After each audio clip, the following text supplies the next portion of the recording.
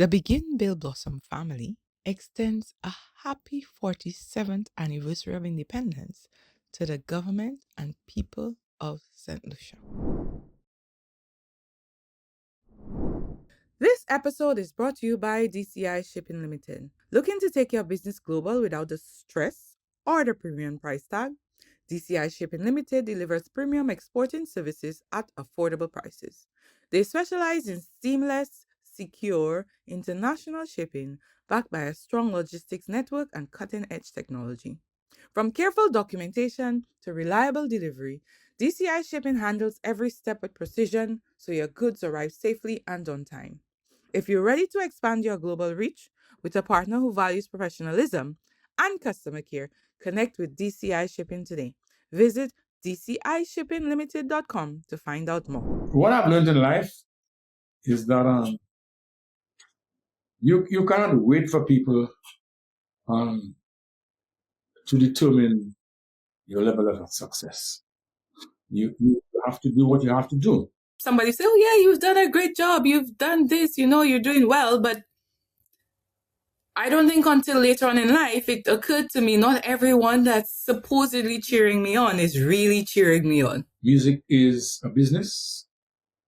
And if you don't educate yourself in the business, you might very well find you get into your old age and you're poor and you have nothing. You have a home, you have a car, you have no savings, you have nothing. Because you didn't take care of the business aspect of the music. I often say to young people, prepare for the future, because the future doesn't mess around. The future doesn't discriminate you. The future it doesn't ask you if you're prepared.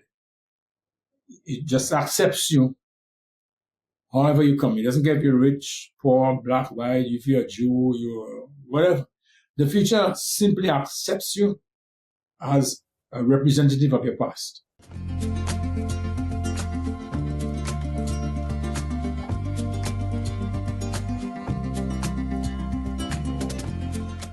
Welcome to Begin, Build, Blossom, your business journey. A space for inspiration, insight, and real conversations on entrepreneurship and creative journeys. I'm your co-host for this episode, Angela St. Dennis. Thank you for joining us. I'm thrilled today to chat with our guest. He's a Caribbean icon whose sound has shaped generations and carried the rhythm of Saint Lucia across the world. He's not just a master guitarist, he's a pioneer, a cultural ambassador, whose music blends jazz, soul, and Caribbean rhythm into something unmistakably his own. Our guest is the incomparable Ronald Hinkson, a world-renowned jazz guitarist and composer with a career spanning decades and continents. But long before the international stages, the awards, and the global recognition, Boo began with a love for music, nurtured at home, guided by curiosity and fueled by discipline. From forming the legendary Tru Tones to carving out a solo career that blends jazz with Caribbean soul, Boo's journey is a masterclass that embodies creative progression and evolution. He has built a legacy not by chasing trends, but by staying rooted in authenticity, refining his craft, and showing up repeatedly with excellence. His story reminds us that building a meaningful career or business is not just about overnight success, but about patience, adaptability, and the courage to keep growing. And even now, Boo continues to flourish by mentoring, influencing, and opening doors for others while still creating at the highest level. Today, we're exploring his creative and entrepreneurial journey, how he began, what it took to build, and what it means to keep blossoming after decades of success. Boo, welcome to Begin, Build, Blossom. Thanks for having me. What an introduction. I didn't know. I didn't even realize I had such an illustrious career. Yeah, I always say that sometimes when your introduction is done, you sit there and you wonder, is this me? Exactly. And you've just given us a reflection of that.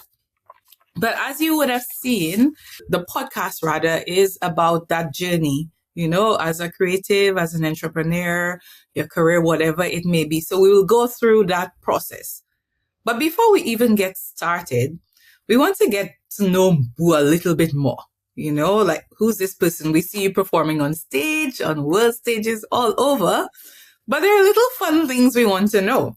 So the first question under this section, called Rapid Fire, is one word to describe yourself as a child and one word to describe you now as an adult.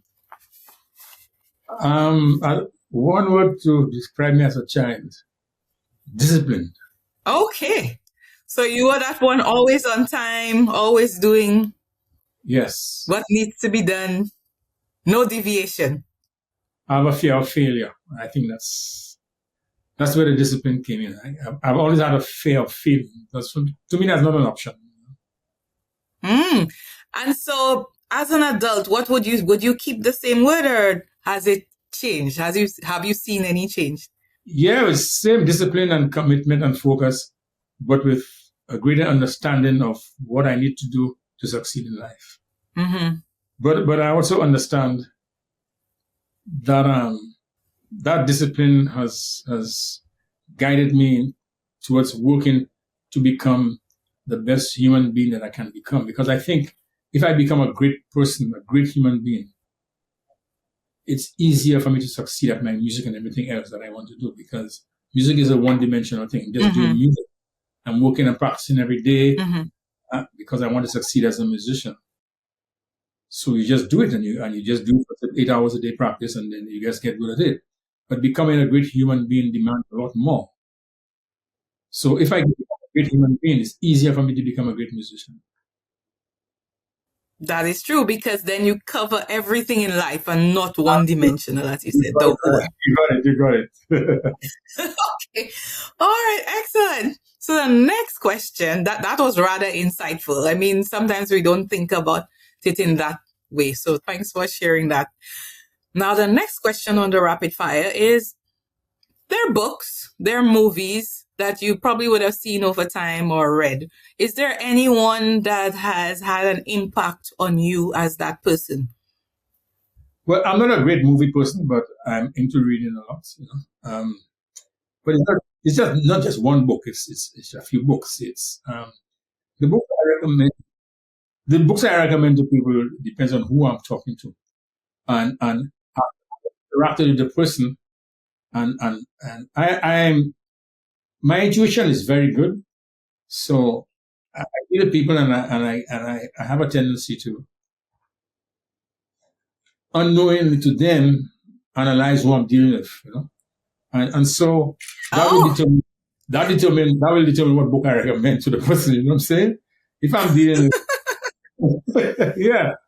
Sometimes the book you recommend, the person doesn't even know why you recommended that book. It's because you have seen certain things in them, Because I like to understand who I'm dealing with, particularly if I'm dealing with new people in my life, So it's a few books, man. It's one of them is, I want all my white friends particularly to read that, because they have to know some things about themselves that they don't want to admit, So I advise them to read The Miseducation of the Negro, to understand the role they played in how our lives have unfolded, Not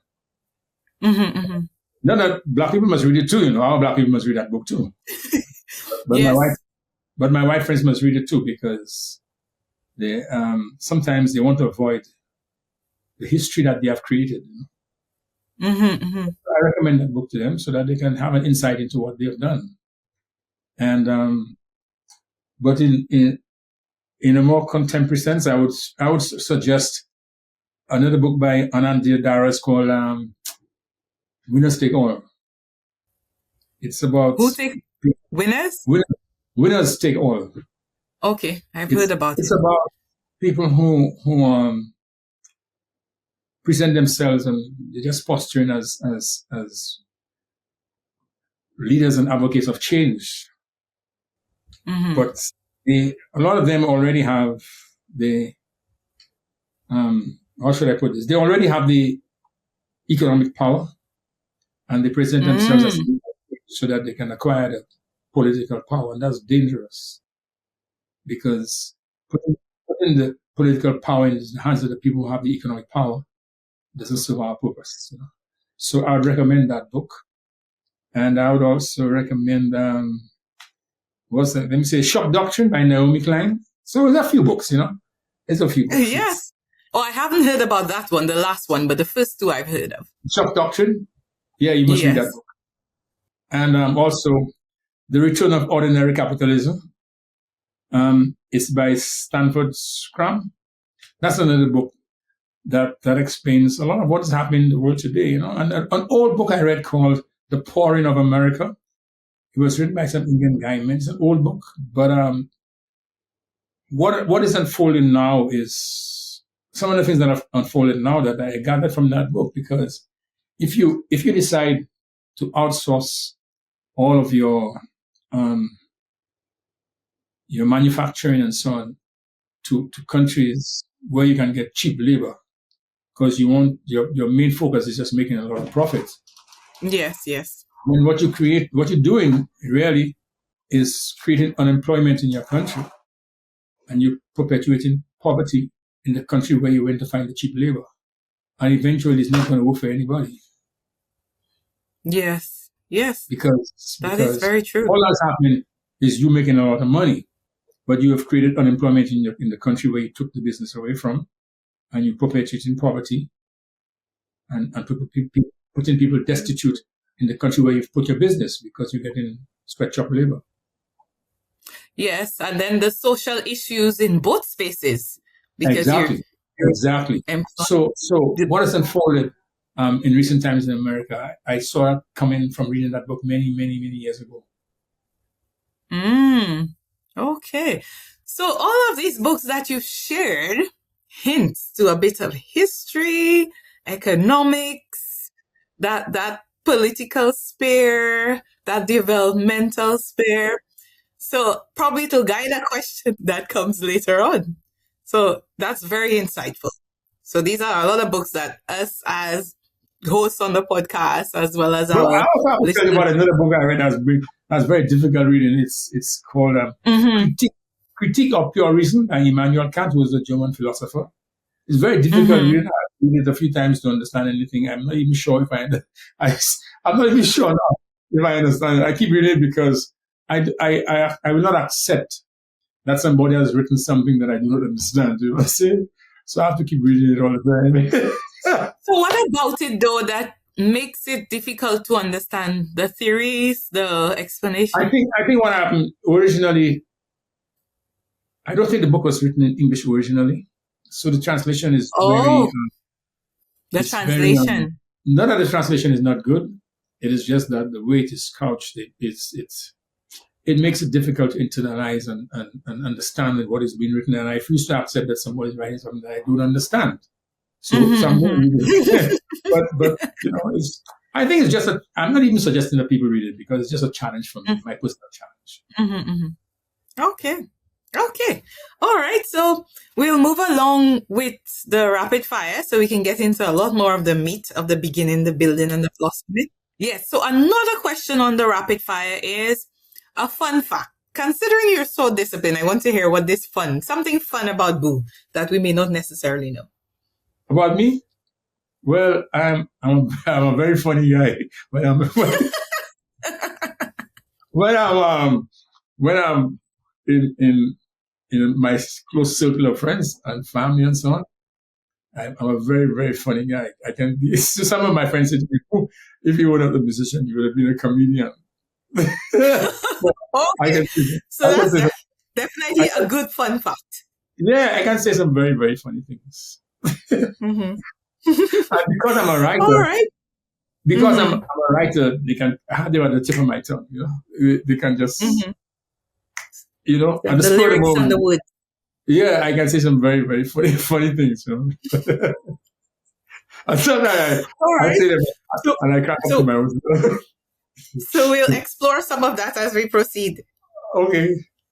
All right. So the next question is, you've traveled to many countries in the world. If there's one country that you could visit today, where would that be?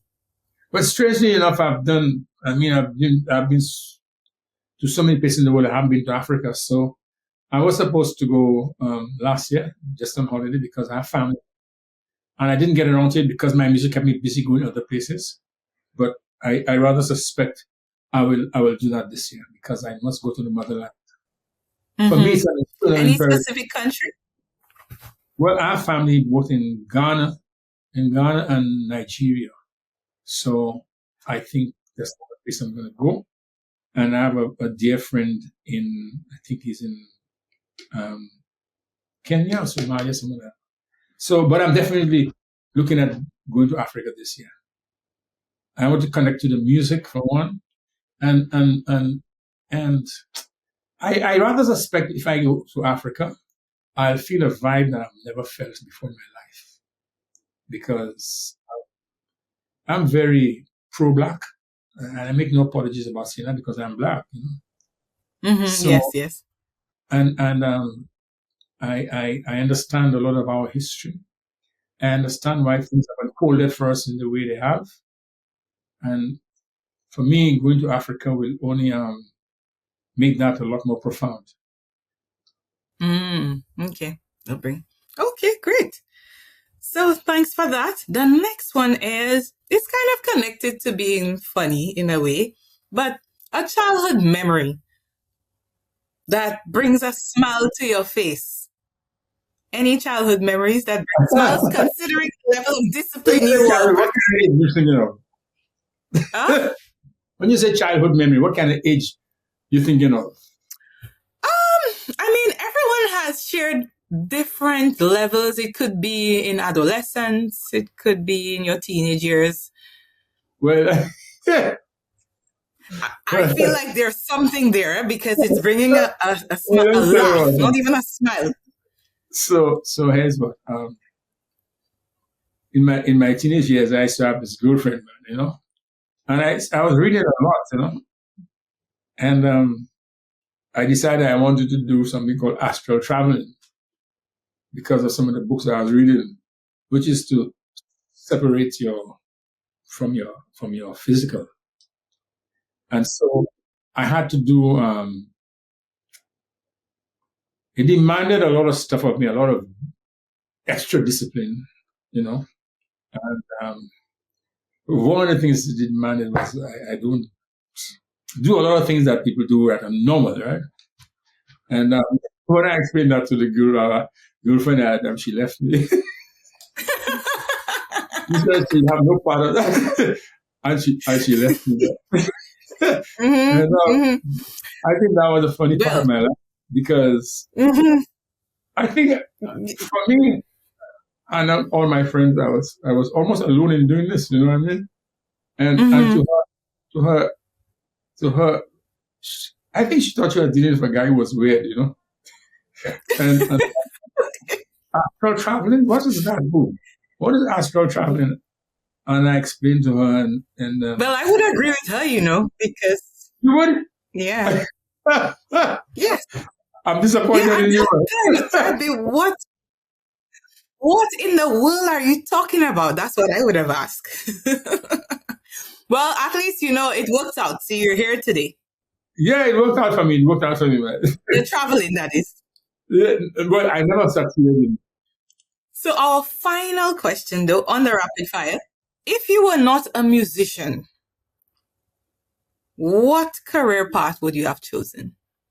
Oh, definitely. I think I would have been a social worker because I have a passion for humanity, and I like to see people succeed, and I'm very caught up in the lives of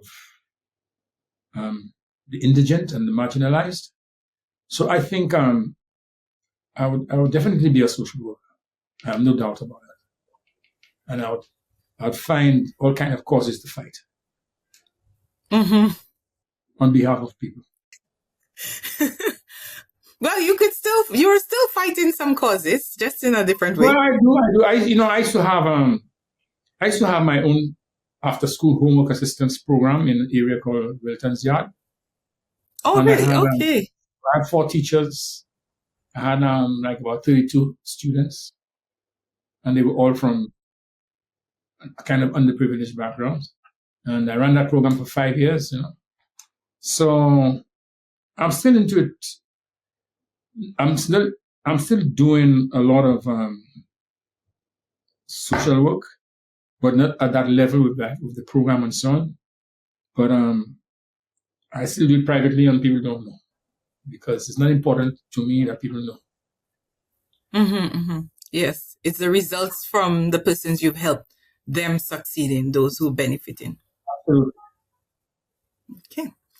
All right. So we've gotten through the warm up. We can't call it rapid fire anymore. Yeah. So we want to get into your story now, get into those foundation years of the business of music, the business of entertainment. But we'll start with your childhood. Tell us a little bit about where you were raised, where you were born in Saint Lucia, and what was Saint Lucia like at that time? Well, I was born in Castries, and we lived on an area called the Bacafai. You know what that is? It's now called Brogley Street, and now it's also called Baccarat. I don't know why the name changed. Okay. Yes. Mm-hmm. But I grew up there, and that's where my music started, really. But prior to that, we lived on High Street, where maintenance companies have a rum shop downstairs, and we lived upstairs or somewhere in that area there. And I was always attracted to music, so I used to get these bottles, vermouth bottles and Marquet bottles, and put water in them. And if you put water in a bottle and you hit it with a spoon or something, you'll get a particular note. So I used to put water in them and tune them to a scale and play music on that, until a family friend of ours, Leo Centros, who used to own a business called Mama Zafa, Leo went to England, migrated to England. You know that era when all the musicians migrated to England in the 60s and 70s. He started with Brother Winston. And that did it for me, So we had a guitar in the house, and my mother played guitar. She taught me to play. And the rest is history. Actually, during the Second World War, there was a contingent of the British Army in the Caribbean called the West Indian Regiment. And my dad was in the army band. So my dad played the clarinet, and my mother played guitar. My mother taught me to play guitar. And so you were in that musical family? I didn't find music. Music found me. So, and that is where my discipline came into to benefit me, because I would practice every day, religiously, right? Every day I practice. Every day. But there were a lot of guys who influenced me. There used to be guitarists around the place like Terry Edmonds. Remember Kentry Edmonds by the Square? Yes, I remember the name. Okay, there was Terry Edmonds, there were Lynn Edmonds, and these guys were good players. So I learned from these guys, and also there was an era when we lived on Brogley Street, which is now Baccarat, when Rick Rainey used to come to Saint Lucia, and Rick used to come to my house because he was friends with my brother Eden, who migrated to England, and I never saw Rick as the bodybuilder that he was. I was interested in his success as a musician, as a singer in England, and a lot of people didn't know that. So I had a great admiration for him, because I couldn't understand how this Saint Lucian guy had a big hit in England, man. I wonder if I can do that. And I was very taken up with that, But and then I got together with some friends of mine, and we started to play music together. There was Michael Alexander, whose father was the Chief Justice of Nigeria, Justice Danny Alexander. Yes. And his son and I were very good friends. And his son was a brilliant, brilliant guy. As a matter of fact, we were friends, and he used to teach me at the college, because he was so bright. But he must have gone into the college at about, I don't know, man, preteens, and was teaching when he was about 13, 14. So, oh, wow. Yeah, he was certainly one of those. Oh, yeah. When he pulled me up at school, I used to pull him up in the band.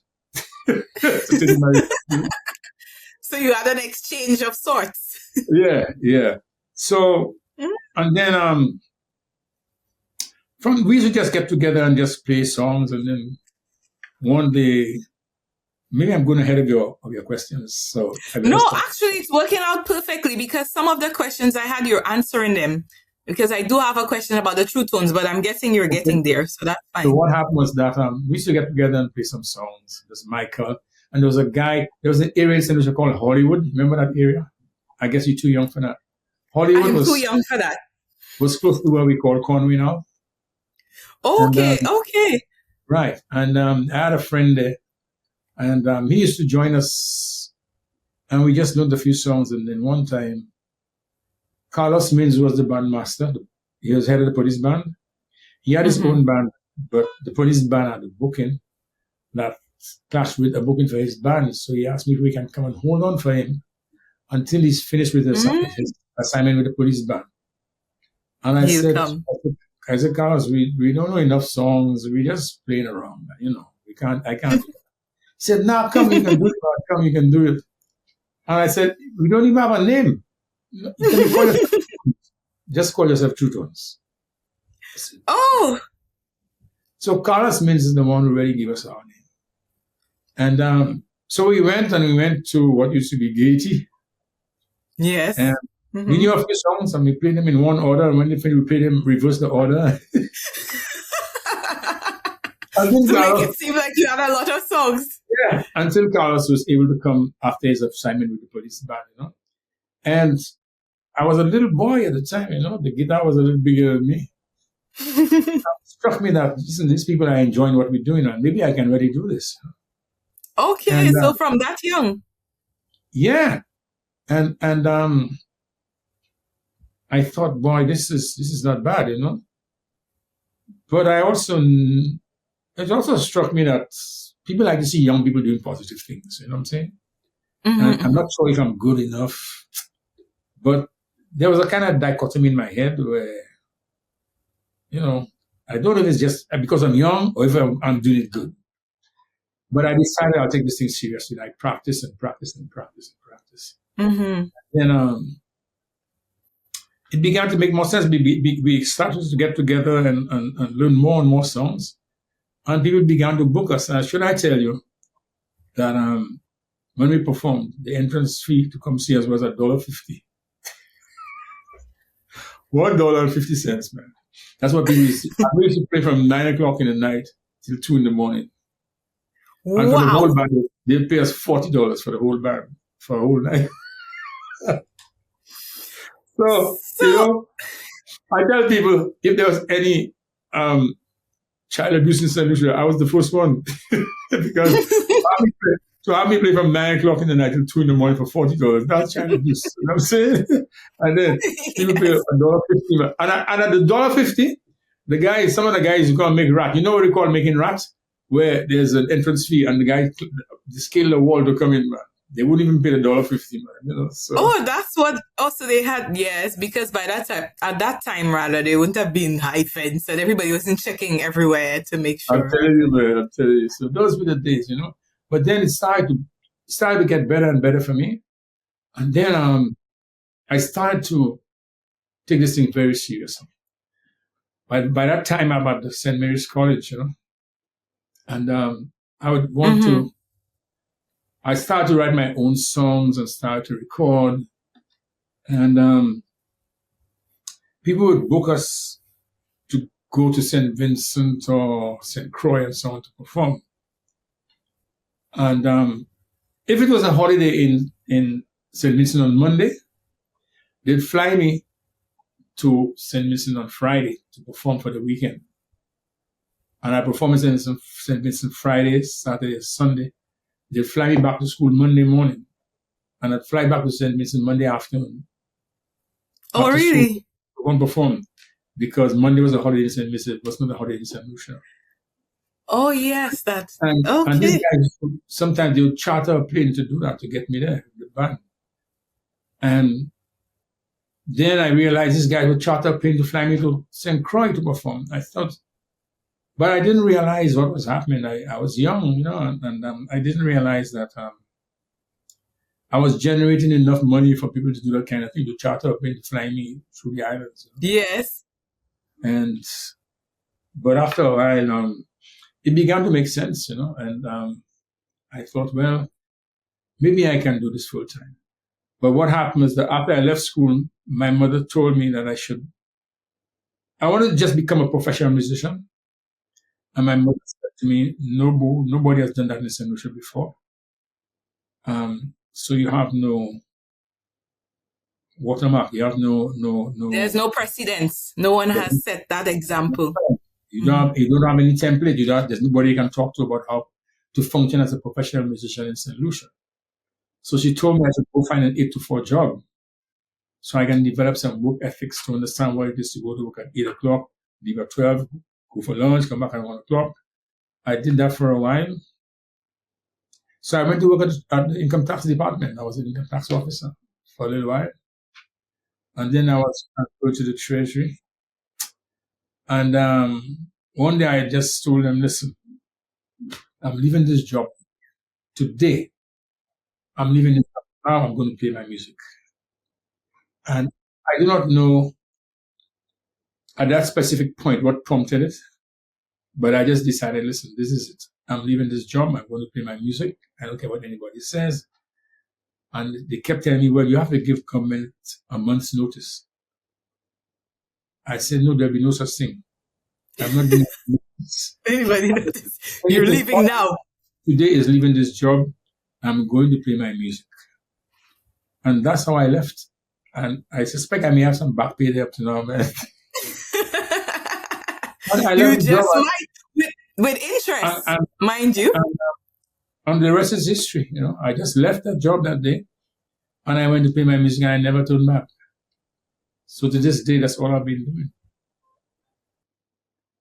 That's the story of my life. No, so I'm really glad to be having this conversation. So now we can bring out those, I guess we could say, little insights and tidbits, because people see you performing at St. Lucia Jazz, they see you performing around the Caribbean internationally, and they never understand that backstory. So thank you so much for sharing this on the podcast. Now, there were 2 questions that popped up. One, you were traveling while performing. You were going to school, secondary school, and then you had this, I guess we could say in some sense, a bit of a paradigm shift or a revelation that what I'm doing can generate income. Absolutely. Were you being paid? Do you think that potentially you were being paid adequately or close to? Not at all. Mm-hmm. Don't forget, the people who were booking me these people were adults, which were grown people in the business. I was still going to school, It took me a while to realize that if a guy is chartering a plane to fly me all the way to St. Croix, somebody's making a lot of money. Yes, well, yes. Yes, you know Earl Muna? No. The guy used to fly us. He's another guy I have great admiration for, because Muna used to work at the airport in the hangar. He used to clean the airplanes, and then he became a pilot. So he was great.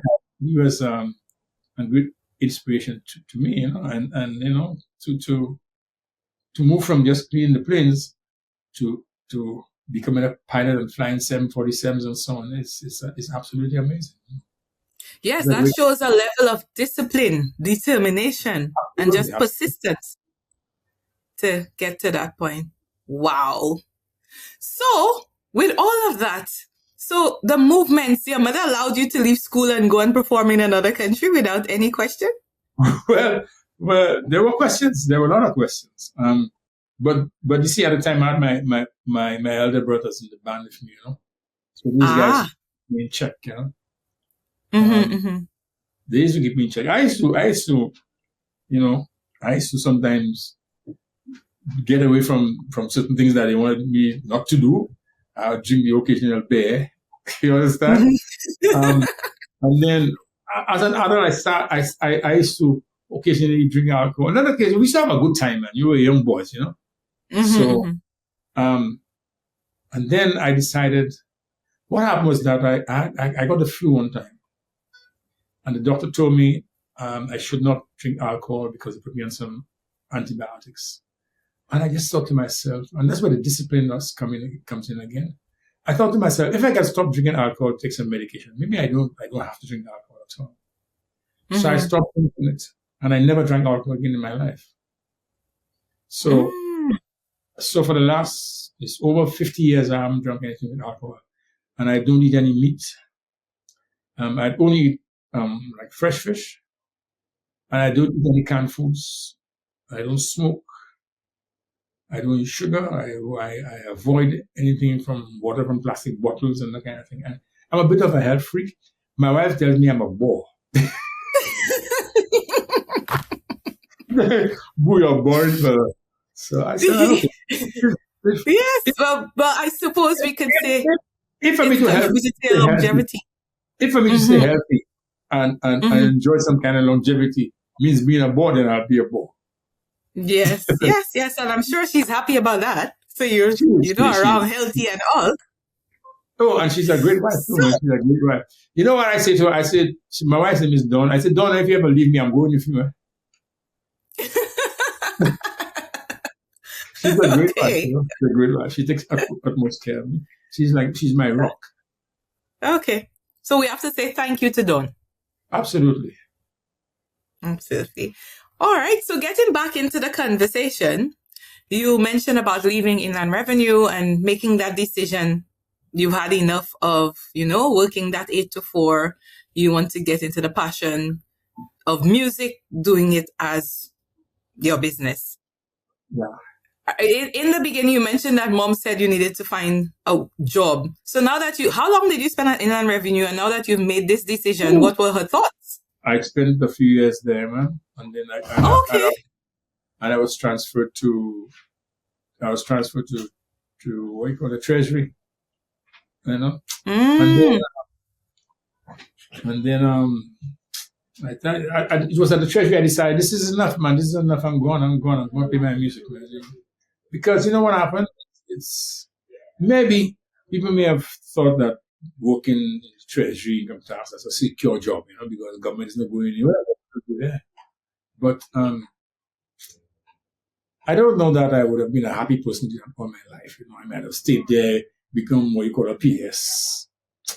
There was no gratification.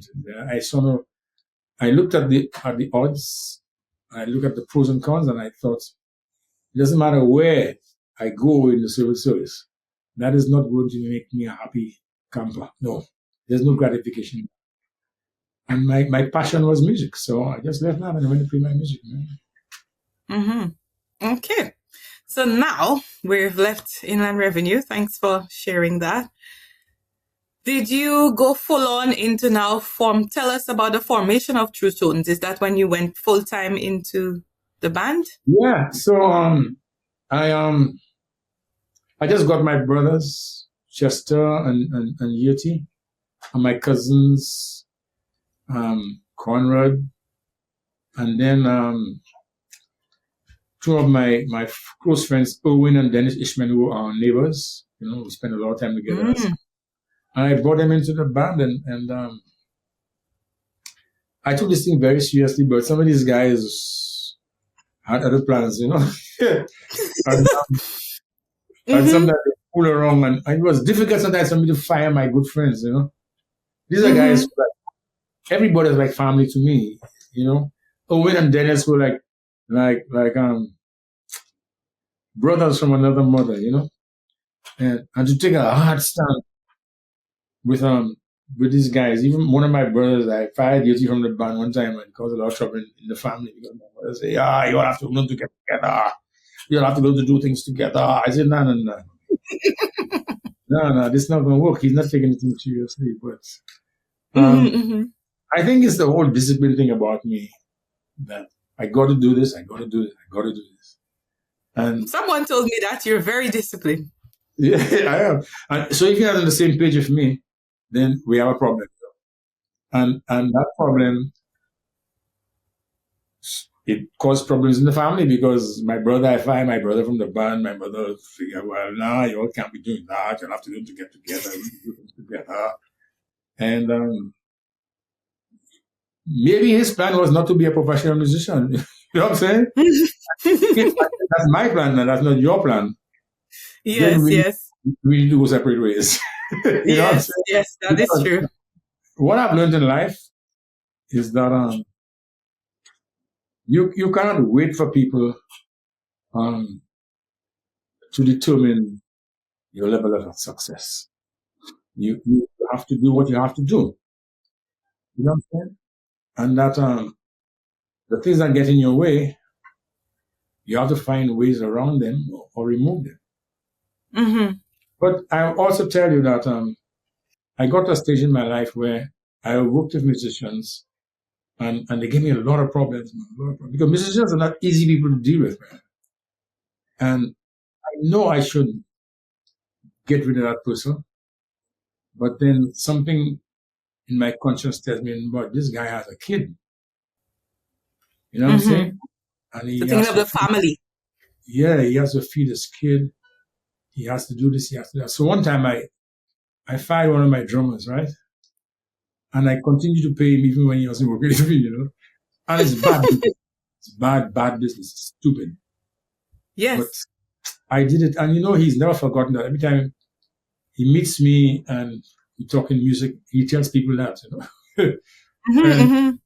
And at the time he had bought a car, he had to pay the bank. I didn't want to pay these hardships for him, so I continued to pay. You see, that's a social worker in you. Oh yeah, I didn't think of that. I didn't even make that connection. Yeah, you're right.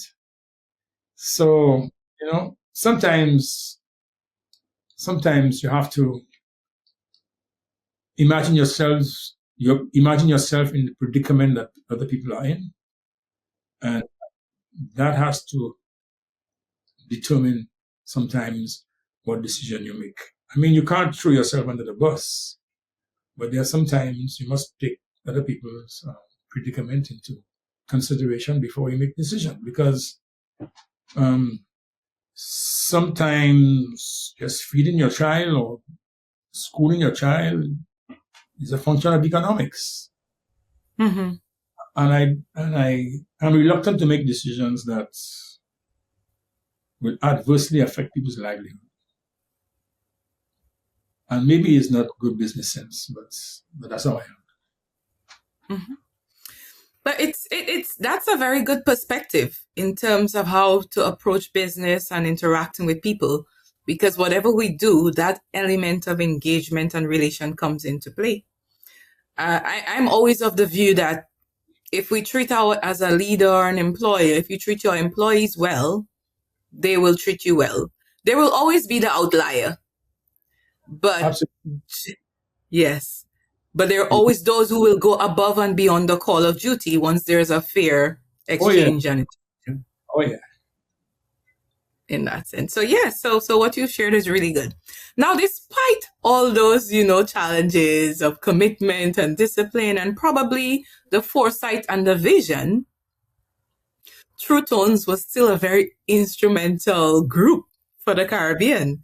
Absolutely. You were still able to produce 4 or 5 albums and LPs, I understand. Yeah. Tell us about this. Yeah, I did a lot of albums. I did the leaders. There was the first one, the Tru Tones combo of Saint Lucian with the Peters on the cover. Remember that album? You're probably too young to know that album. But that album did me well. And then I did Power Struggle. Then I went to Jamaica to record. And that was pretty interesting because when we went to Jamaica, we recorded 2 albums. Yeah. And I was a young guy. I took a big risk and borrowed a lot of money from the bank to get the band to Jamaica.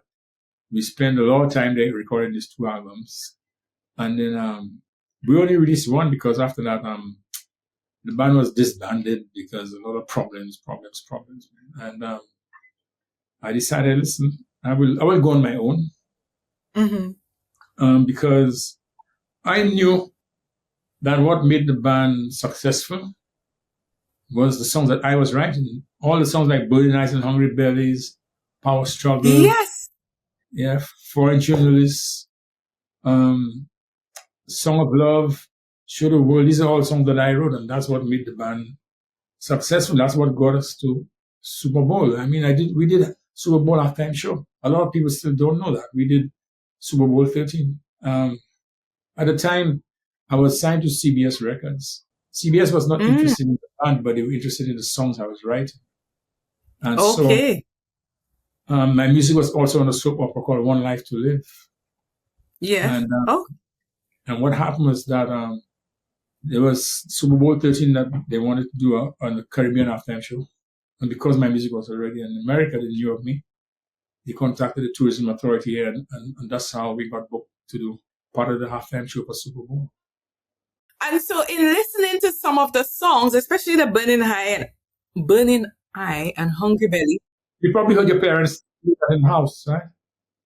Yes, and I've heard this song repeatedly because I grew up on the radio. Right.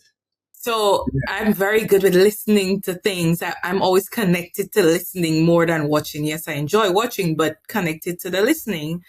And when I listen to I'm saying, really? That's a Saint Lucian band. So it's a revelation. And the fact that you were able to perform at the Super Bowl, which is this massive thing that has gone beyond America. The halftime show is this major thing.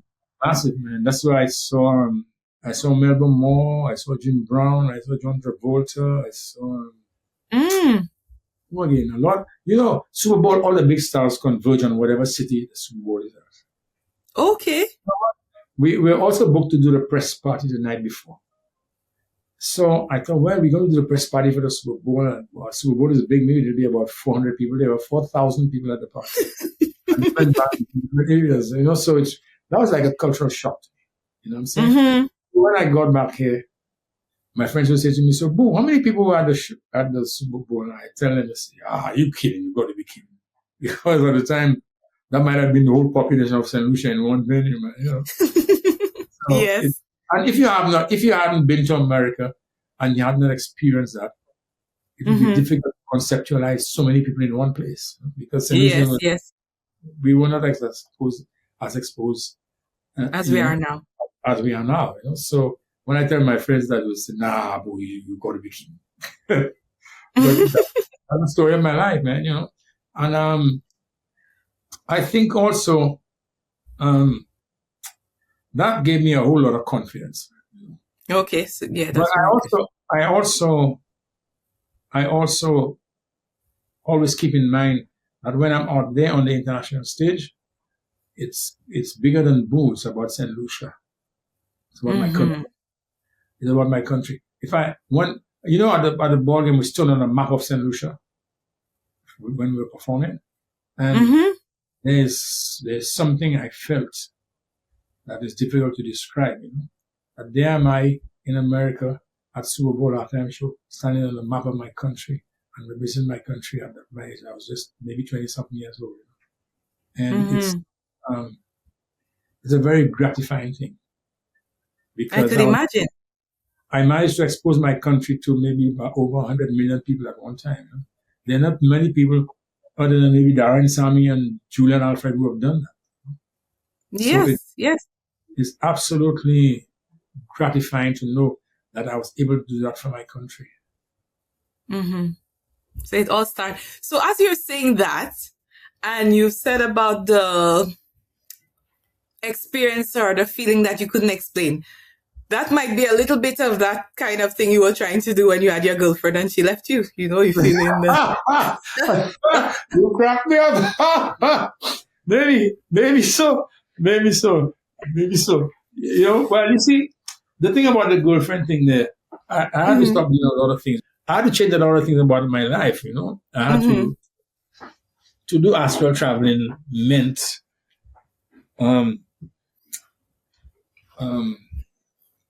I couldn't do a lot of things. My body and my mind had to be pure at the time. And she couldn't do that, so she left me. Yes. So definitely a little bit of that came up. So now you've done that halftime show and you had that opportunity to just bring Saint Lucia into the spotlight. You're back home after Super Bowl. This was as the group or as your solo career, the halftime? As a group, as a group. As the group. Okay. So you were encouraged. How did the others take on that experience? I think it meant just as much to them as it meant to me, because not many people get to play Super Bowl, I think it was Michael Jackson wrote in his book that only the best get to play Super Bowl. So I can consider myself fortunate and blessed to have to be able to say that I was part of a Super Bowl halftime show. But I'll tell you what too. There are things that happened to me psychologically as a young guy because I think at that point there was a time where people were always intrigued, and it almost seemed like harassment, So people would come to my home, and my mother's name was Iona. Say, Iona, where's Boo? And they always want me to come and play a song for them, I used to hate that. I used to hate it. I used to hate it, man. And then they trouble me all the time. And then you lose a lot of I don't know that I like to be in the spotlight. The spotlight if I'm not playing music. I'm saying I if I'm not playing music, I just want to go about my business. But you have a problem in that everywhere you go, people talk to you about music. And so I go to town. And so my wife doesn't like to go to town with me. I don't blame her. Everybody stop and tell you something. Oh, boy, I wanted to see one. Let me tell you. Boy, I remember one time we were playing Palm Beach. That was 1978. Well, I never played that song. They sing me the song. They remember all that. I don't have a clue what they're talking about, man. But you have to be polite all the time. Yes. It doesn't matter what mood I'm in for the day. I have to be polite. I have to be understanding and accommodating, because I never forget. I never forget that these people, Saint Lucians, are the ones who made me who I am. You understand what I'm saying?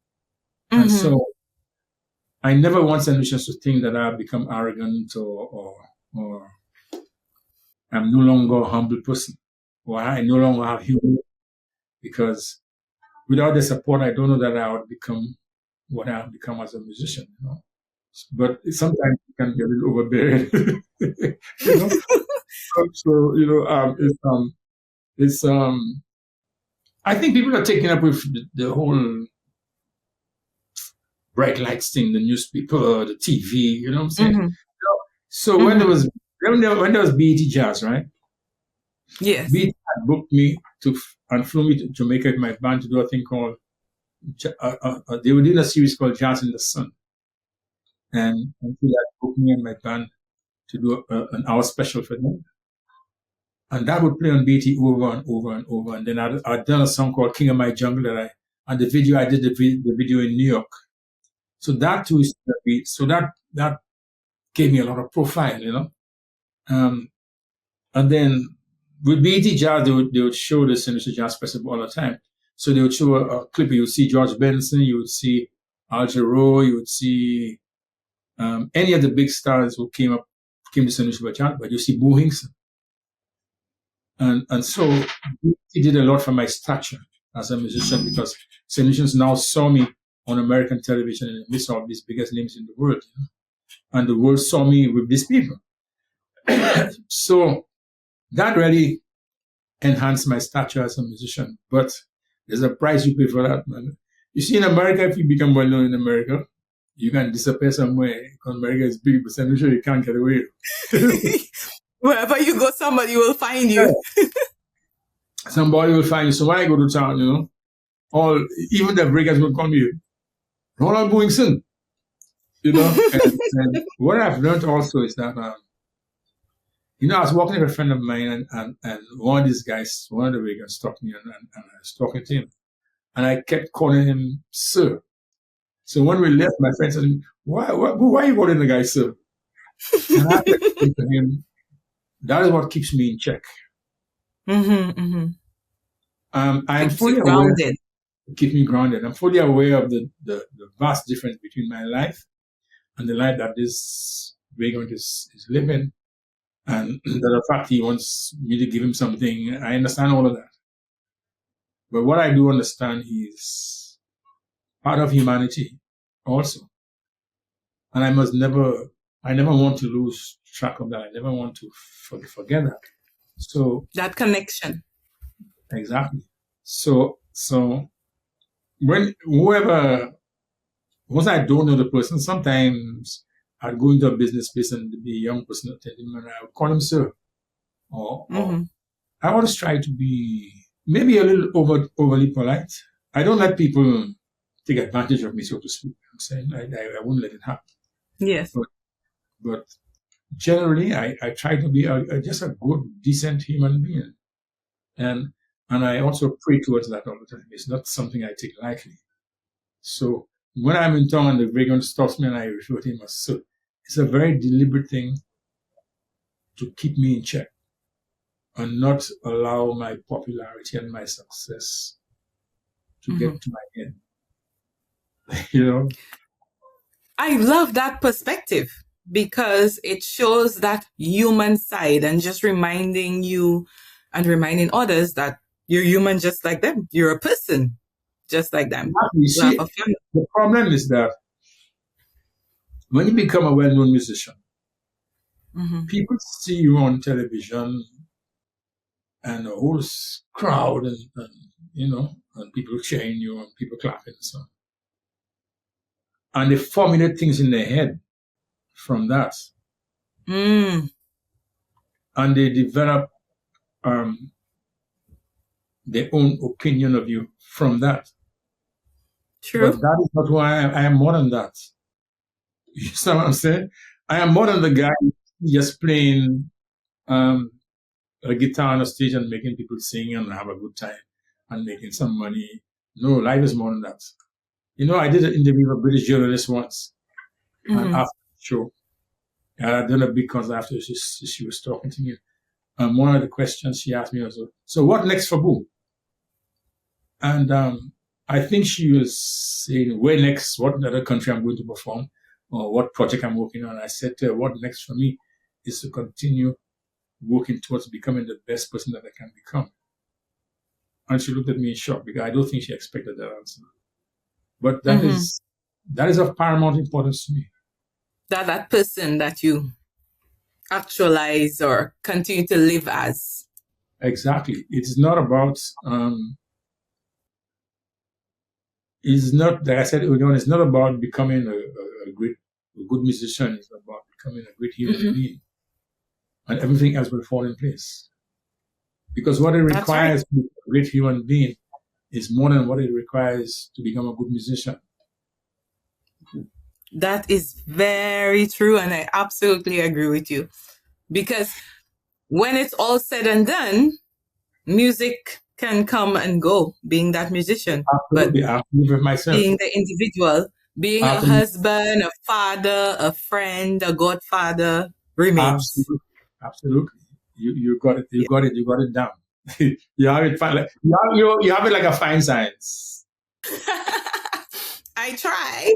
So there are three things I wanted to. So one is just my experience with you, because for me, well, I didn't grow up per se in Saint Lucia from 12 to an adult. I was in Saint Lucia. I was born in Guyana. I just did Guyana in November. I was in Rupununi. You were in the jungle. In the jungle. Actually, this guy, there's a small festival there, and he's combining music and nature. So he does it on a ranch. And most of the people came sit in tents. But I don't think I was comfortable with that, so he got me a cottage, you know. But it's a very big concept, and I really enjoyed being in Guyana in that. It's like nature. It's a lot of nature. Okay. Yes, it is a lot of greenery. But what I wanted to explain was, you know, we met, I think maybe 2 years ago because the High Commission was hosting the Prime Minister's Gala. And I remember. And when we were thinking about artists to have from Saint Lucia, you were one of those persons that came to mind for me and came to mind for High Commissioner as well. And living in Saint Lucia, you had always been that jazz. I wasn't into very instrumental music because I always saw jazz as that abstract thing. And I always enjoyed your music and Barbara Cadet. Shane Ross was also an artist who sang that I always liked. And so it was a no-brainer when we thought, okay, Boo. And I said, wow, this will be a nice opportunity to meet you. And just meeting you and interacting and just our whole planning, it exemplifies what you describe yourself as what you want to be. Because you weren't the typical musician that we would think of, oh, I want this or I want that. You were just very willing to try to work with us in the way that no one lose, but Saint Lucia was the highlight and the focus. Saint Lucia comes first. Yes, Saint Lucia, you said that. Saint Lucia came first when we said, okay, you know what, this is what we have. This is what we could do. And we really appreciated your flexibility. We appreciated your manager's flexibility as well. And so for me, yeah, that always stayed with me. And even when we met, you didn't forget who I was. I'm happy that I was able to make that impression, create that impression. Yes, and you didn't forget me. So the next time I met you, you did remember who you spoke with. Yeah, so those were always my thoughts. And even when I was in St. Lucian, I saw you. I'm like, would you remember me from speaking? And so I told you I saw you, and you said, well, why didn't you come and say hello? That's it. So now I know. So I can't come to St. Lucia and not say hello. Particularly as you have my number. Yes, yes, I know. Now I can't get away with it. So next time you come to St. Lucia, we have to be my guest at my next performance. I will definitely do that. So you shared in your sharing earlier on, you've answered quite a number of the questions I would have had. But there are two things that are popping out for me. One, where did Boo come from? How did you decide upon that? Okay. The story I have is that when I was a baby, when I first started to speak, I was saying Boo for some reason. My dad started to call me Boo as a nickname. Mm-hmm. And it's now, when I go into my teens, I try to get rid of it. But by that time, it had been on the newspapers, on the television. And then after a while, it became a term of endearment because people would call it part of my Boo. That's my Boo. Mm-hmm, mm-hmm. And so I just stuck with it, It doesn't matter anymore now because... yes, it's part of you. It's part of me, and the other half of most people, they refer to them as my Boo. Mm-hmm. Yes, that is true. That is very true. So thanks for giving us that insight. Now you've been on the guitar. So are you going to play a little something for us? Oh my God. Before we continue? Well, you're not going to hear much of that there. You're not going to hear because I don't have it plugged up to anything. All you can hear is this. And nobody's going to hear. So is it a comfort thing or how do we say? Like a prop, sort of? I don't know what it is, man, but how should I describe this? I just like to be just doing something with your fingers. yeah. And as a matter of fact, I don't know it's my mic. Boo! Boo, I'm trying to talk to you, man. Put the guitar down. So it's just an extension. I could imagine those interactions. It's just an extension of who I am. I come from a gig in the night, and I get him excited because it was good and the music was good. I said, Donna, boy, this thing was good tonight. I had this. I played it. She said, Boo, I don't play any guitar now. I don't play that now, please. I asked me, Donna, people pay a lot of money to have me do this, People pay money to have me do this. Why are you dismissing me? But that's what she has to live with because she married a musician. Yes, that's right. Story of my life, man. I could imagine, but very entertaining, and it's created the life that you currently live. Now, some of your experiences, tell us a bit about playing at Saint Lucia Jazz. Saint Lucia is always number one. So you had all these opportunities to play outside, continue to do so, but how does it feel performing at Saint Lucia Jazz? And the very first time you got that call to say, Boo, we want to feature you. Boy, let me tell you what. When the jazz festival started, right? I was called to a few meetings about how we should go and who we should book, blah, blah, blah. I went to all these meetings. And would you believe that there was Paxton Baker and another friend from Trinidad whose name I can't recall right now, Derek Lewis. And my first function was to be in charge of the guys who were moving all the speakers and all that stuff. And I didn't tell these guys. I didn't tell the guys I was a musician because I so wanted to see this thing happen. Okay. So I would get up early in the morning and go get all the guys who would transport all these guys who would go and move all the speakers and set up the stuff. And eventually, Derek said to me, "But you never told me you were a musician." I said, "Well, maybe it wasn't necessary at the time. I just wanted what I can do to make this thing happen for Saint Lucian." And then they began to delve into my music, and then the authorities said, "Book to me." One of the years I remember distinctly is when I first opened for George Benson. And now George Benson is like my idol. He's considered, one of the best guitarists in the world in history. And to go on stage before George Benson, you have to be either stupid or brave. One or the other. One or the other. And I went there and I started playing the spectrum notes. Maybe my muscle coordination was wrong, and I popped a string from the first song. And I had to play the rest. I just played the rest of the concert with 5 strings on my guitar. I said, "Oh my God!" I kept cringing all the time, because it was difficult. But you played your life. I lived through it, and then lo and behold, I think George had come to a performance I was doing, a brunch I was doing at Big Gardens Hotel just before the jazz show on Sunday.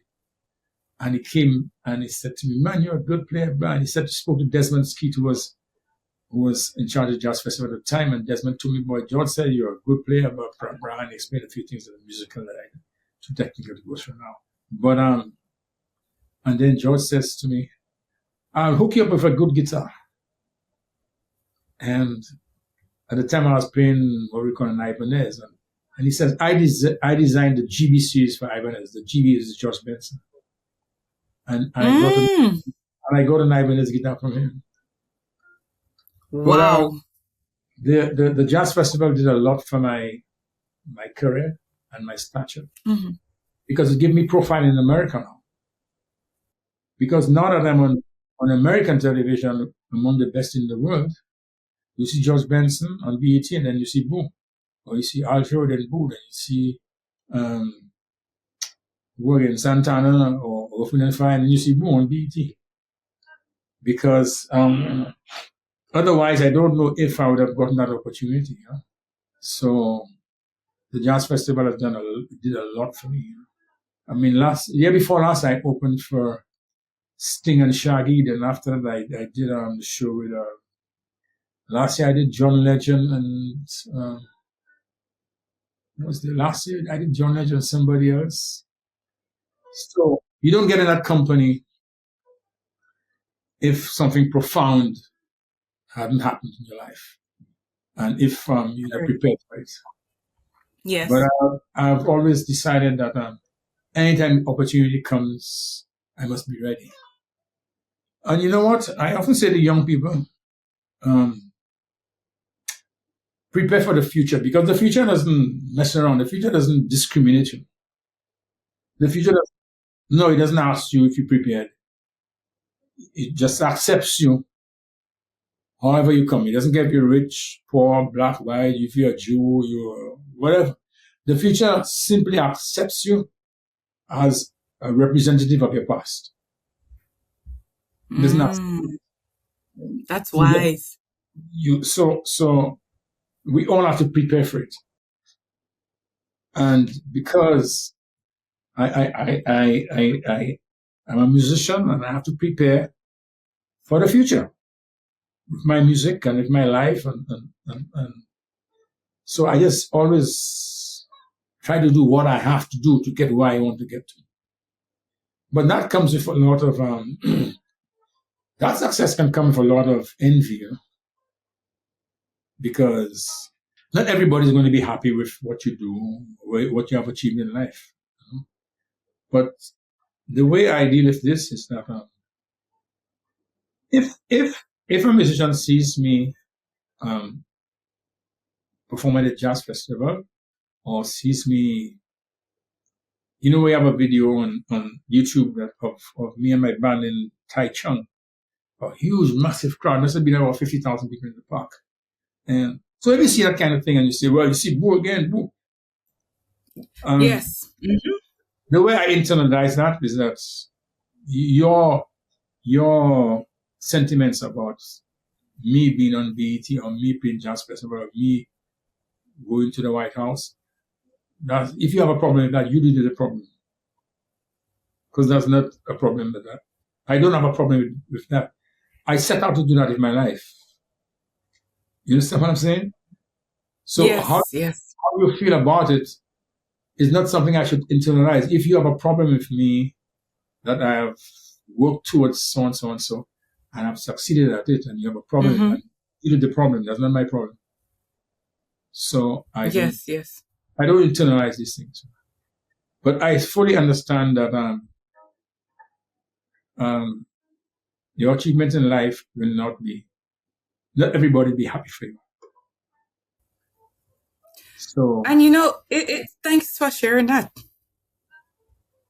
because so many times I would say, even for myself, somebody say, oh yeah, you've done a great job, you've done this, you're doing well, but I don't think until later on in life it occurred to me not everyone that's supposedly cheering me on is really cheering me on. Not at all. It's hard to accept when you think that, this person that you call your friend or somebody, a mentor, a supporter, doesn't really, because they say it and their actions is something else. Absolutely. You have to understand that often in life you find that people, the very people you help, they accept the help, they're happy for it, but they're also jealous of the fact that you're in a position to help. So there's all that they're dealing with. And once you recognize that, then you know how to deal with it. But you don't allow it to change you, change the person that you are. You must not. It must not turn you into somebody who is not who you want to be or who you ought to be. The person that you know that, and that's it's difficult. Yes. It's difficult. Oh yes, it's very difficult because I struggle. Yeah, it's difficult, but it is better to be a good person. Just be a good human being. In spite of,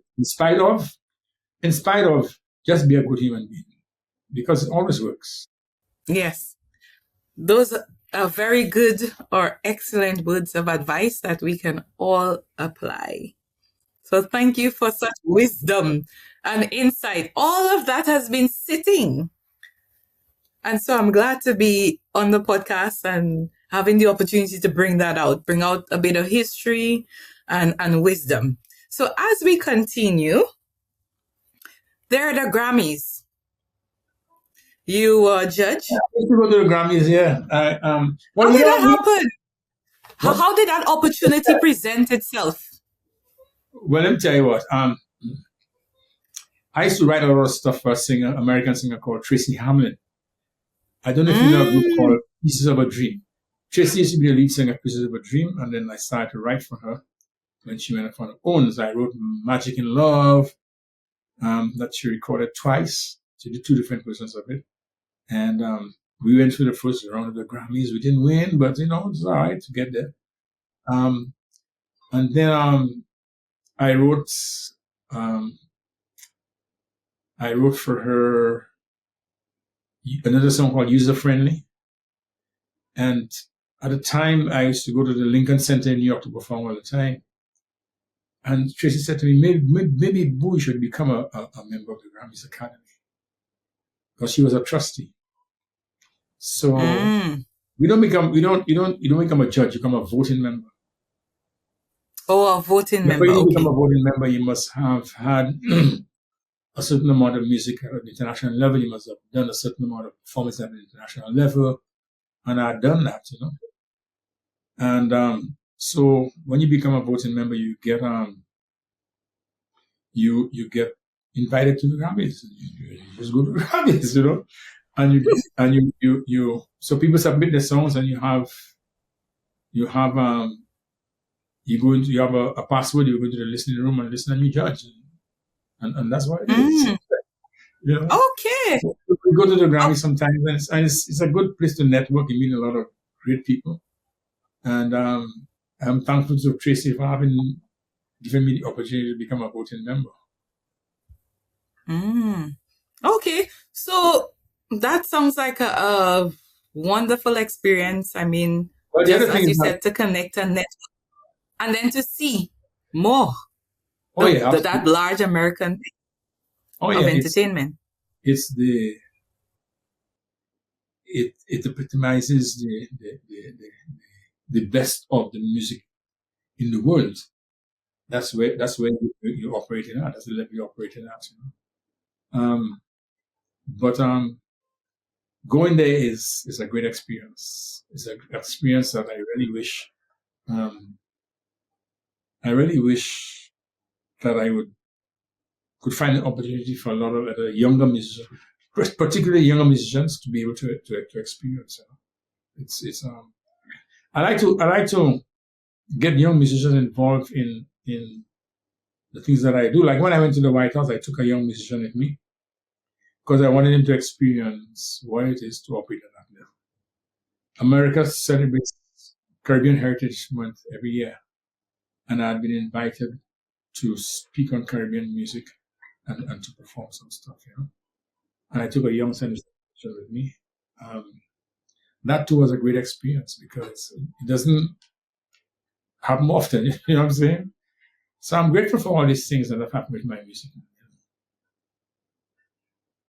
Oh, well, that's good. It speaks to, I mean, all those experiences speak to the exposure, and having that exposure, you saw the importance of passing it on and sharing with that generation to come up. For me, that is an imperative because I never forget not why I am today. I stand on the shoulders of people like Tutu and Carlos Mins and Will King and all the older musicians in Saint Lucia, and Pan Andrew who had Big Six. These are the spenders of whose I stand today. So I have to, my mother used to say to me, if you ever take the elevator up, make sure you send it back down. Because the people you meet on you meet them on your way down, So, yes. So let some make a way for others to come up, essentially. Absolutely. And that helps. If each of us can do that, it helps get rid of the myth that we Black people can't support each other. That's not true at all. Correct. Yes. Yeah, your mother has some really good perspectives and wise words. Oh, my mother was she had a lot of wisdom, and I think that's the way we have as a country. We're not learning from the wisdom of the older generation. I think one of the problems we have today, because there's been this democratization of information. Young people have access to a lot of information, but they don't know how to convert it into knowledge. Information is not necessarily knowledge. Yes. And that disconnect from the older generation it hasn't served us in good stead at all. My mother had a lot of wisdom. She knew a lot of things, and I always paid attention to whatever she had to say, and it has served me throughout my life. I completely agree with you, and I could see from a lot of the things you said and what she would have shared with you, the wisdom. I agree in the sense that information has been democratized, and there's so much that people don't really know what to do with it and how to use it in the way that could benefit them rather than just knowing it. How do you know what's right? How do you use it in the right way? And rather than just sharing because you think you should share it, not verifying and And that. not only that, we have a situation in the world where you see that the internet has almost the sum total of man's knowledge. And everybody has access to it, you know. But yes, correct. I don't want to be discriminating, but I don't know that everybody is ready for all the information that they have access to, because the wrong information in the wrong hands can be detrimental to society. True. Very true. We see it every day. Every day, but who are we to decide who must give access to information? You know what I mean? I don't know that we're in a position to decide that. Correct. So, we had a lot of history, a lot of philosophy, a lot of wisdom, experience, mentorship. To do all of this, you require a team, of course, a team of people to help you along. How did you decide who would form part of that team? Would it be a manager, your accountant, your lawyer? How did you put that together? One of the things I know about the music industry, you need a few things around you. You need a lawyer because you have to deal with contracts. You need a publisher because your publisher is the one that exploits your music for you. So your publisher will try and get your music in ads or try and get it in a movie or whatever. You know? You need a manager and you need an agent. But, with all these things around you, you might just find you creating music. The music is doing well, you're generating money, but you're not getting the money because you haven't got a team around you that you need to take care of the business aspect of the music. Music is a business, and if you don't educate yourself in the business, you might very well find you get into your old age and you're poor and you have nothing. You have a home, you have a car, you have no savings, you have nothing because you didn't take care of the business aspect of the music. It is a business like any other business. Only that it is extremely, extremely competitive. And that if you don't take care of the things you have to do, then you might be doing it for all your life and never succeed at it. Or rather, your music might be doing well, but you're not getting the money out of it. You know? I know guys who sold $1 million and end up owning a record company because they signed bad deals, you know. And in today's world, it's even worse now because with the advent of the way technology has created a seismic shift in the way the music industry operates. So before we could sell CDs, you know. Yes. The profit margin on the CD was high. So the guys who sold CDs made a lot of money. There's a lot of money in the days of CDs, but now with just streaming platforms. Yes.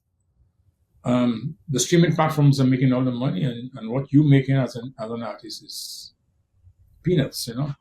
For a stream now, we probably get 0.00397 of a cent. Wow.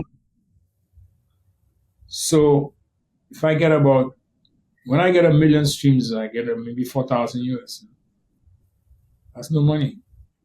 No, compared to the 1 million streams, you know. So it's even more important now that you deal with the business of the music. Make the business of the music something that you understand very well, because the money stream is diminished now because you're not making any money off CDs. The place you're making money now is on performances and merch. So what about the use of the music in movies or series or these sort of? The publisher takes care of for you, you know. Okay. So there's money, but a lot of particularly Caribbean musicians don't have a publisher, and that is making a big mistake. And then you also need a lot of the young artists here. I say to them, man, you have to learn how to be managed, man. You have to learn how to be managed. You don't get a manager and then decide doing what you want. It doesn't work so. And then you might even, sometimes it's necessary to get an image consultant, because particularly if you deal in the American market, in the American market, image is everything. In the American market, you can be average and make a lot of money because of the image they're giving you. The image thing creates perception, you know, and the visual. So they're about seeing what's in. Exactly, the visual, you know, and part of that is learning how to deal with the media, how to conduct yourself in a setting that you're probably not used to. If you move from just playing music in some backyard somewhere, and suddenly you end up in an environment that is, you know, very different to what you're used to. You have to be prepared for it. You have to know how to behave in that setting. You have to know what to say, what not to say, how to deal with the media, what you should say in the media, what you shouldn't say. You just say one wrong thing to the media and your career can take a battering. You know, so all of these things you have to take care of, but you need a team around you to do that. And then not only that, for me, I don't like to get deeply involved and micromanage all of these little things. I want to know what's going on. And there's some decisions where I have the last say. But generally, I would leave a lot of stuff for my team to handle, because I want to focus on making the music, because that's what keeps me going. That's what's going to take care of my livelihood. So I can't get tied up in all of these other things. Yes. Not paying attention to the music. So it's better you pay attention to the music and make sure you succeed at it, making the money to pay these people, because that's what's going to keep you going. Because without that team around you, trust me, you may go nowhere, because you don't understand the business. And some people, then there's a very strict division of labor in the music thing, you know. This person does this person does that, this person does this person does that. And then you take care of so and so. That's how you're going to succeed. But if you try and do everything yourself, the likelihood of you succeeding is greatly diminished. The wisdom. See?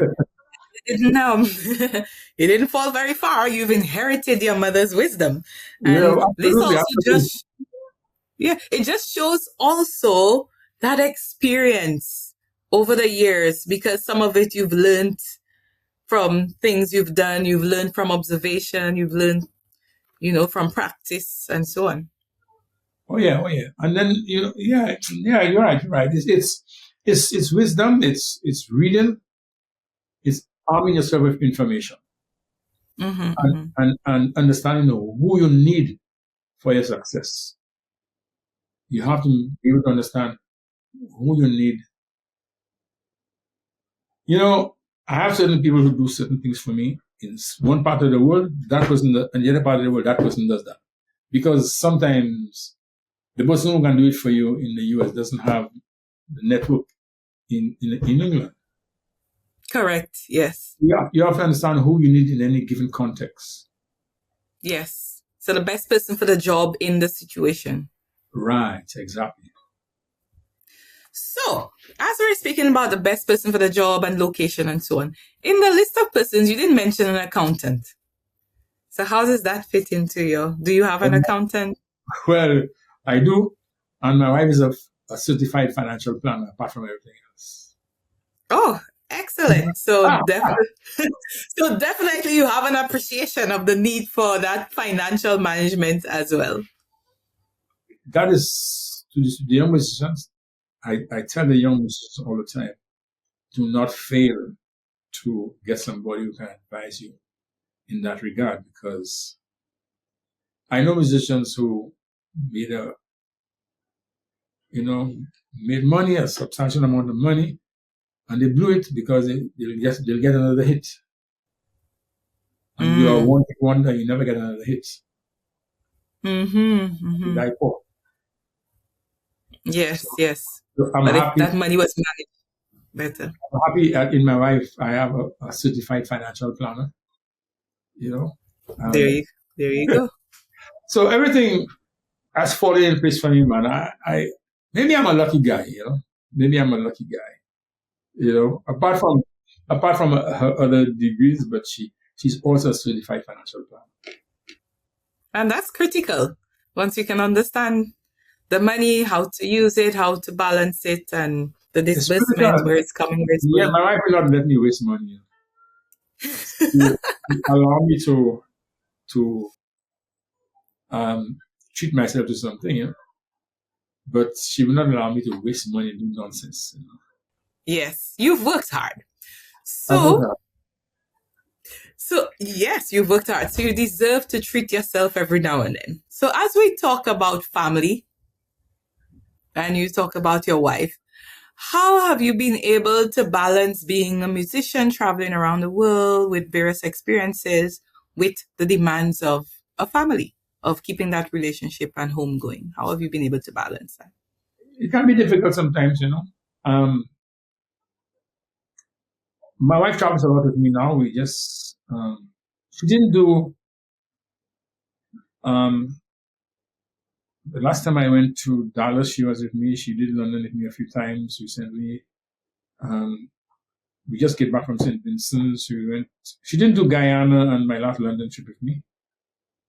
But she travels with me a lot now because she used to be a banker, but now she's doing her own consultancy and so on. It's easier for us to travel together now, you know. But So I it has have more flexibility. Yeah. more flexibility now, you know. And because of the way I eat, I like when she's there because it means we can sometimes just, you know, rent a villa somewhere and then I eat the food that I want to eat rather than in the hotel. And, you know, the hotel is, you know, sometimes it's difficult to get what I want to eat. I do canned foods, and on the road, it's difficult to get fresh food. Yes, I would imagine. Yeah, Yes. it's difficult to get fresh food, and I don't drink water from plastic bottles. So I'm a bit of a problem. Like my wife said, "You're a boy, for you're a boy." So you know, Yes. Okay. So it but makes sense. Makes lots of sense. Yeah. but it's a lot easier for me when she's there, you know, and it helps me to relax too, you know, because when you have to go to perform, it's a lot of stress, it's a lot of pressure because you want this thing to go good every time. In an 8 to 4 job, you can go and have a bad day at work, you know. If you have an 8 to 4 job, you have a bad day at work, the next day go and do your paperwork and fix it up. With the music thing, when you get on stage there, it better be good because if it's good, then the media will write that it was not good, and then you get bad reviews and it affects your livelihood, you know. So, you know, you have to deal with the nerves all the time, man. It's a nerve-wracking thing, trust me. I said to George Benson, George, do you ever get nervous? He says, Boo, when you stop getting nervous, start getting worried because you're taking things for granted. And I don't ever want to take things for granted. But it's better when my wife is on the road with me. I'm a lot more comfortable. Okay. The only thing is that sometimes when I'm by myself, you can go into a kind of a depression kind of thing because you go to a lot of people there and a lot of bright lights and a lot of noise and a lot of revelry. And when you finish, people come to take a photograph with you. They bring their family, come and take a picture, you know. Everybody's nice. When you finish that, you're in a hotel room by yourself. Yes. So it's, I think, going from one extreme to the next. There are times when you want to be by yourself, but there are times you really wish that you had somebody there with There's you. someone to share it with. Yeah, you know. So that's you know, I remember when I was much younger, with the Tru Tones days, we'd go to perform, and then we'd finish a gig in Palm Beach. A lot of people, and you know, when you finish, you see all the cigarette butts and the empty beer bottles, half empty beer bottles, And I just go by myself and just cry. And it's only later on in life I realized what was happening to me. It was a downer that you feel. You just go from one extreme Okay. to the next. And Yes, have a yes. some kind of thing there, but I'm over that now, I think. And you know what makes me very happy now too, man? I have a granddaughter. Oh my God. Boy.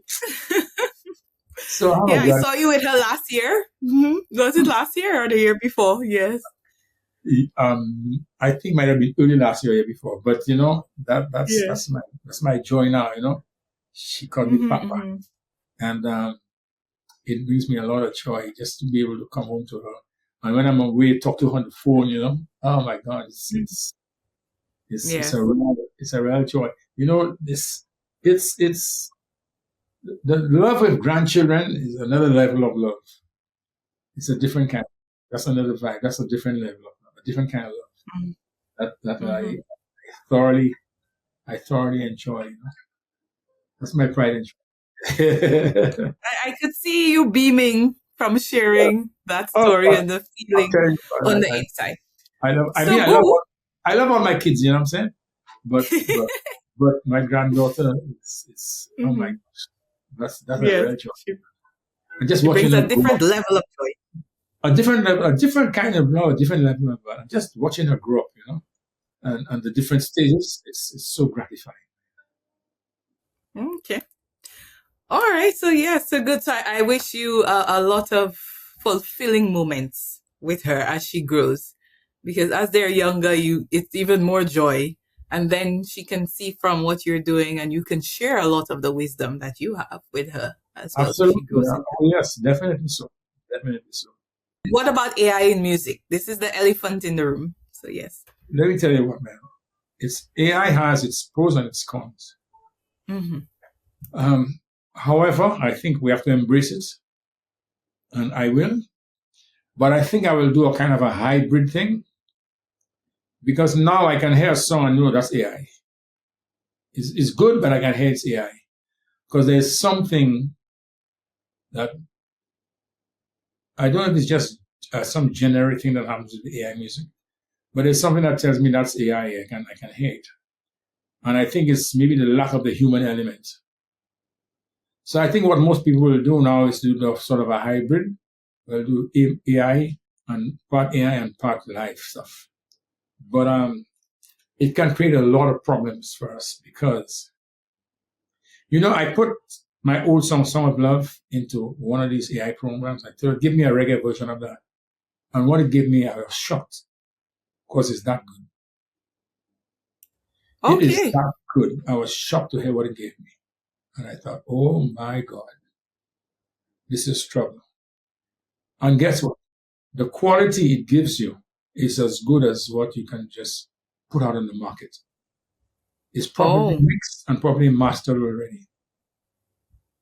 So what's going to happen is that I believe a lot of people are going to bypass the engineers that have to mix and master for you. A lot of people are going to bypass that, so that's less income generated for these people. And then it's going to affect writers, because I can tell AI one or two things about you and tell her, okay, having said that, I want you to give me a song about Angela. And write me a whole song and give me the music in about 2 minutes. This is what we're living with. So, and then also, we have people who are doing music with AI and putting it on the platforms, on the streaming platforms, to compete with you and me, who sit and write an entire song by ourselves. That's what I discovered. We're looking to build our story in a particular way. We want to build the intensity of the story. You want your punchline at the end, and you want to know that the music builds, the intensity in the music builds the same way with the intensity in the lyrics of your song. But you have people who go on AI and just do a song. Give me a song about Angela. Angela lives in London, and she does so and so and so, and she has curly hair, and she's a typical black woman, blah, blah, blah. And AI will write that for you in 2 minutes and then give you a song. Wow. And then somebody will do that and put it on the streaming platform to compete with me, who's taking my time to write a song. So it's boy, there's no end to the problems that thing can create, but it's not going to go away. So you will have to embrace it, and I think what most people will do is a sort of a hybrid. If we don't embrace it, those of us who do not embrace it will be left behind. Trust me. I couldn't have said it better. It's moving at a very fast rate. And guess what? It's making changes, so it's learning it and seeing how you can adapt and benefit. And guess what? I don't even know if it is possible for legislation to happen as fast as AI is moving. Only political will can make that happen. And because political will moves at a very slow pace, it's not moving at the same pace as the AI is growing. Exactly. It's not. It is going to be. It's going to create problems. It's going to create some problems because, like I told, I just put my old song in Song of Love. Said, give me a reggae version. And just give me an excellent reggae version of the song. Excellent. I mean, and the singers it chooses, man. Let me tell you, that thing is shocking. It is shocking. And what has me concerned is that everything man has come up with for humanity, at some point uses it for evil. Yes. And that has me a little perturbed about where AI is going and what can happen, because I believe eventually this thing will be infinitely brighter than man and it will work faster than man. And if it reaches a point where it requires conscience and it has none of that, then humanity will be in trouble. If it can develop to a point where it can think independently and it has no morals and yes, there's no compass. And no compass, we will be in deep, deep trouble. Yes. And that is beyond the music. Yes, beyond the music, just everyday life. Everyday life. So thanks for providing your insight and perspective. And it just shows that, as a musician, you have to be aware of what's happening around, learning, adapting, and enlisting persons who can help. That's very, very necessary. Very necessary. Okay, so as we bring this most insightful, informative, inspirational conversation to a close, there's one thing. One, my favorite song to date, I mean, I like lots of your other songs, I like your instrumental, is Good Day. My Good Day. Should I tell you about that song? Please. I spent 48 weeks on the top 100 in Hungary with My Good Day. So I'm happy that's a song you like. 48 weeks. Yes. The top 100, and I peaked at number 5. Okay, wow. 48 weeks on the top 100 is absolutely astounding. But yes, that means in a place like Hungary, where yes. I don't know if they knew of my music before, but when I got to think of the chart, I said, "Wow, that is really." I'm happy. I'm happy for Saint Lucia, because you see, one of the things I keep in mind is that tourism is the basis of our economy. This is what drives our economy. It is the biggest contributor to our GDP. And when my music plays on Jazz FM in London, Jazz FM has a huge listenership. So it means I'm actually selling Saint Lucia. When they say booing from Saint Lucia on Jazz FM, when they say booing from Saint Lucia on Sirius XM, that is selling Saint Lucia. When I get on the chart in Hungary and I spend 48 weeks in the top 100, that is good for Saint Lucia. And that's a good portion of the year. Tell me about it. You know what I'm saying? So it gives me a great gratification to know that I can achieve that success, and the country would benefit from it, because every time they play the word music from Saint Lucia, it's. I like to know it. I like to know that I can do that for my country. Mm-hmm. Yes. So Saint Lucia first, as always. You know what I did? Yes. I was invited to perform at the swearing ceremony of Prime Minister Philip J. Pierre. Mm-hmm. Mm-hmm. And that's the song I did. Because Yes, I watched it.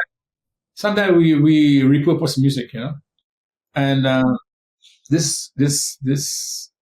the Prime Minister came to Big Chef one us before and said, "Boo, that's my goodness, a good song." And somebody else said to me, the lyrics seem like they were written for that occasion, because it says, "Woke up this morning, sun was shining, looked out my window, and I saw my good day coming." It's been some time since my good day's been on my mind. It's been on my mind. I hope it's hard to say I don't need a day yesterday. Yes. My good day helped me sing a different song. It was so appropriate for that it's yes, yeah. It's shocking, But I'm glad you like it. So, and thanks for providing us with the backdrop on the song. And hungry, I mean, that's non-English speaking, Can you imagine? 48 that's weeks. a long way to go. Mm-hmm. That's 4 weeks out of a year that a song was on the chart. And a song from yes. Yes. Yeah. So it's funny, when I first heard the song, it was at Youth Awards in 2017, I believe, because it was a very challenging time for me. And I was I at that awards, or I saw it on television, and Shane Ross and Jesse Stevens performed. Well, they were the first ones who recorded it. They were the first really? Okay. Yeah. Yes, and they performed it at the Youth Awards, and I shared it with everybody I knew. I would send it and say, "Do you know who this is? And do you know that here, if I'm having a challenging day, or even sometimes, and I just want to get ready for my day, I put on Good Day." My Good Day. Wow, that's nice to hear. Yeah. Shane and Justin first ones recorded, then I did another version. Yes. With Irvin Islochter and Shannon Pinnell from Beaufort. Yes. And that's the version that took off in Hungary. Mm-hmm. And I must really thanks for them for doing justice to the song, because sometimes a song, you know it's good, but it doesn't go anywhere, and because all the elements are not right, and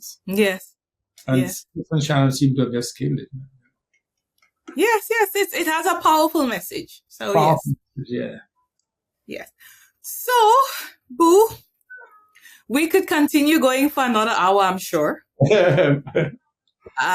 This has been such an incredible conversation.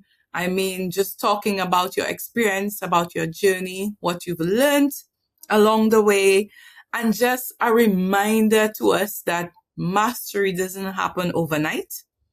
It takes courage, and it takes a level of discipline and consistency, and surrounding yourself with the right people. But most of all, doing it for self as the whole, not doing it for the achievement, the success, the rewards, or the recognition, but remembering doing it for your whole. At the end of the day, it's about the individual. That's what Boo taught us. And it's also about my country. Yes, and country, of course. Yeah. So that national pride. And Boo, you have really, I would say, contributed greatly to raising the profile of Saint Lucia. More likely than not, the profile of Saint Lucia Jazz, the profile of being a musician, a guitarist. And at Begin Build Blossom, we are so grateful that you allowed us to share your story. Well, thanks for talking to me, man. It was great. And I look forward to it was really. I look forward to seeing you in London again. If you come to Saint Lucia before, don't fail to call.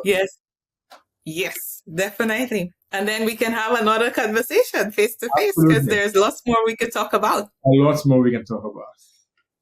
Okay, so thank you again. Well, thanks for talking to me. Yes. So this has been Begin, Build, Blossom, your business journey, a space for real conversations around entrepreneurship and creative journeys. We encourage you to like, share, and subscribe. And we welcome you to engage with our content so we can grow the family and share the message. I've been your co-host for this episode, Angela. This is all, and bye for now. Thank you. This episode is brought to you by DCI Shipping Limited. Looking to take your business global without the stress or the premium price tag?